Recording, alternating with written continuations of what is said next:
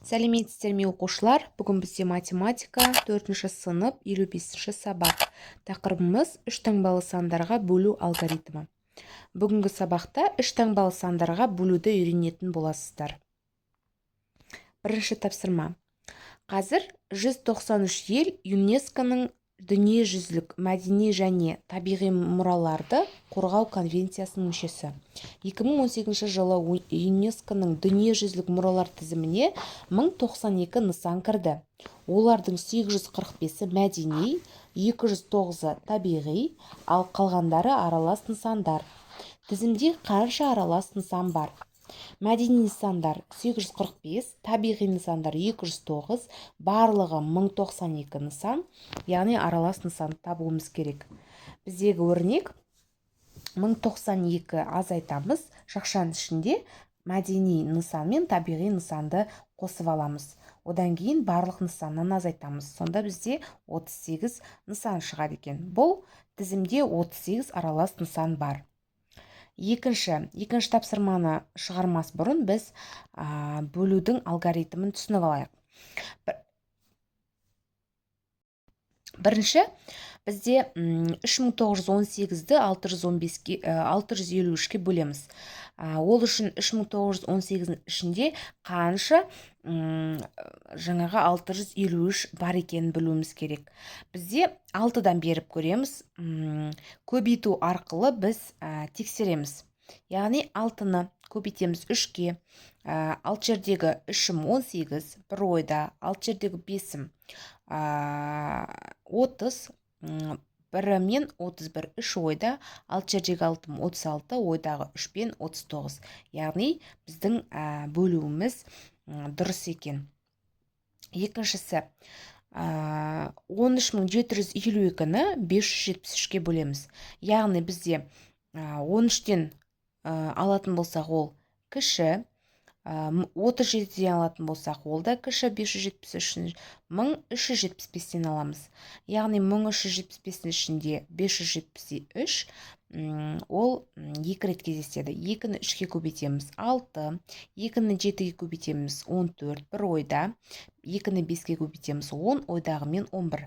1375-тен 1146-ны азайтамыз. Сонда 229 қалады. Бізде 2 қалады, 2-ні 229-ның соңына жалғаймыз. Сонда 2292-ның ішінде 573 4 рет кездеседі. 4-ті 3-ке көбейтеміз 12, бір ойда. 4-ті 7-ге көбейтеміз 28, ойдағы мен 29. 4-ті 5-ке көбейтеміз 29, 2-сі ойда. Сосын 4-ті 5-ке көбейтеміз 20, ойдағы 2 мен 22. Яғни бөліндіміз дұрыс шықты. Осы есепті біз жаңағы бөлулерді орындап, жаңағы баған түрінде көбейту арқылы тексереміз. Біріншісі, 4167 бөлеміз 463-ке тең болады 9. Яғни 4167-дің ішінде 9 рет кездеседі екен, 463. Оны тексеру үшін 463-ті 9-ға көбейтеміз. Яғни 4167 шығады екен. Дәл осы түрде қалған есептерді де шығарамыз. Үшінші есеп бізде теңдеу, күрделі теңдеуді жай теңдеуге айналдырып, теңдеуді шығарамыз. Яғни бізде d тең 524 тең d бөлу 524 тең болады 3570 бөлу 70. d бөлу 524-дің өзін жазамыз. 3570-ті бөліп жазғанда 51-ге тең болады екен. d тең 51 көбейтеміз 524, яғни d-мыз 26724-ге тең екен. Теңдеу теңесті. Екіншісі, x бөлу 258 тең болады 98756, азайтамыз 97984-ке. Яғни x-ті бөлеміз 258 тең 772, x тең 772 көбейтеміз 258, x тең болады 199176. 199176-ны бөлеміз 258-ге тең болады 98756, азайтамыз 97984-ті тең болады, теңдеуіміз 772-ге тең болады екен. Төртінші есеп. Есептерді шығар, осыған ұқсас есептер құрастыр. Егер тіктөртбұрыш пішінді үстелдің ауданы 126 дециметр квадрат, ал ұзындығы 14 дециметр болса, ені қанша болады? Бізде S болады 126 дециметр квадрат, А 14 дециметр, В белгісіз. Яғни біз В-ны табу үшін В тең S бөлу А. 126 бөлеміз 14-ке 9 дециметр. Үстелдің ені 9 дециметрге тең болады екен. Екіншісі, осы үстелдің периметрін есепте дейді. Яғни, ұзындығы 14, ені 9 дециметр, периметр белгісіз. Периметрін табу үшін ұзындығы мен енін қосып 2-ге көбейтеміз. 14-ті 9-ға көбейтеміз 23, 23-ті 2-ге көбейтеміз 46 дециметр. Үстелдің периметрі 46 дециметрға тең болады екен. 5-ші тапсырма. Аспан астындағы ашық музейге 3 күнде бейсенбі, жұма, сенбі 11875 адам келді.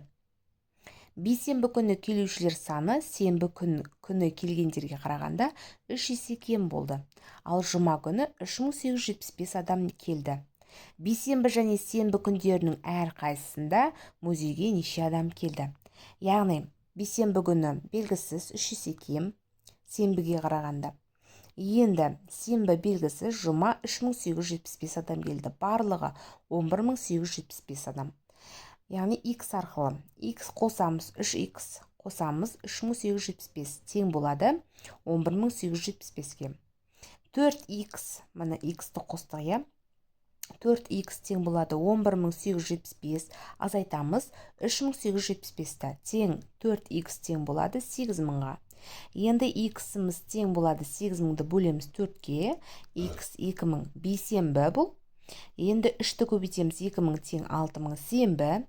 Бейсенбі күні 2000 адам, сенбі күні 6000 адам келген екен музейге. 6-шы есеп. Өрнектер құрып, олардың мәнін тап. Азайғыш 208.500, азайтқыш 44455 пен 524 сандарының бөлінісі түрінде өрнектелген. Яғни, бізде 208.500 азайтамыз жақшаның ішінде 44455 бөлеміз 523-ке. Бірінші жақшаның ішін орындаймыз, екінші жақшаның сыртынан азайтамыз. Сонда бізде 208.415-ке тең болады екен. Екіншісі 120.638 бен 80.294 сандарының қосындысына 11983 пен 521 сандарының бөлінісін қос дейді. Яғни бізде бірінші жақша 120.638 қосамыз, 80.294, жақшаны жабамыз, қосамыз, жақшаның ішінде 11983 бөлу 521. Бірінші, екінші, үшінші амал. Бірінші жақша бізде 200.932, екінші 23-ке тең болады, және үшінші 200.955-ке тең болады екен. 7-ші есеп. Мектеп асханасына күріш әкелінді. 6 күн бойы күніне 4 килограмм 500 граммнан күріш жұмсалды. Егер 32 теңге күріш қалған болса, асханада қанша килограмм күріш әкелінген? Яғни, жұмсалды 4 килограмм 500 граммнан 6 күн, қалды 32 килограмм әкелінді белгісіз. 4 килограмм 500 грамм тең 4500 грамм. 4500 граммды көбейтеміз 6-ға 6 күнге, сонда 227.000 грамм тең 27 килограмм 6 күнде. Яғни 27 килограммды 32 килограмм қосқанда 59 килограмм. Асханаға барлығы 59 килограмм күріш әкелінген екен. Екінші асханада орам жапырақ салынған 85 бәліш пісірілді. Бұл күріш салынған бәлішке қарағанда 2 есе кем. Орам жапырақ салынған бәлішке қарағанда күріш салынған бәліштің нешеуі артық пісірілді? Енді орам жапырақпен 85 бәліш. Бұл 2 есе кем күрішпен жасалған бәліштен. Енді 85-ті көбейтеміз 2-ге, 170 күріш салынған бәліш. 170-ті азайтамыз 85-тен, 85 бұл артық. Күріш салынған бәліштің 85-і артық пісірілген екен. Б'сы жетінші есептің 17 қалта ұнның массасы 34 килограмм, ал 25 қалта күріштің массасы 75 килограмм. Күріш салынған қалта ұн салынған қалтадан қанша килограмм ауыр дейді. Яғни бізде 17 қалта 34 килограмм, 25 қалта 75 килограмм. Қайсысы ауыр, е? 75 килограмм бөлеміз 25-ті, 3 килограмм бір қалта күріш. 34-ті бөлеміз 17-ге 2 килограмм, бір қалта ұн. 3 килограмм азайтамыз 2 килограмм, 1 килограмм. Күріш салынған қалта 1 килограммға ауыр екен. 8-ші есеп. Ойлан және жауап бер. Қалай ойлайсың? 4 бұрышты бір түзу сызықпен, әр қайсының тік бұрышы бар 2 үшбұрышқа, тік бұрыштары жоқ 2 бұрышқа бөлуге бола ма? Бізде әр қайсының тік бұрышы бар 2 үшбұрышқа бөлуге болмайды. Тік бұрыштары жоқ 2 үшбұрышқа бөлуге болады.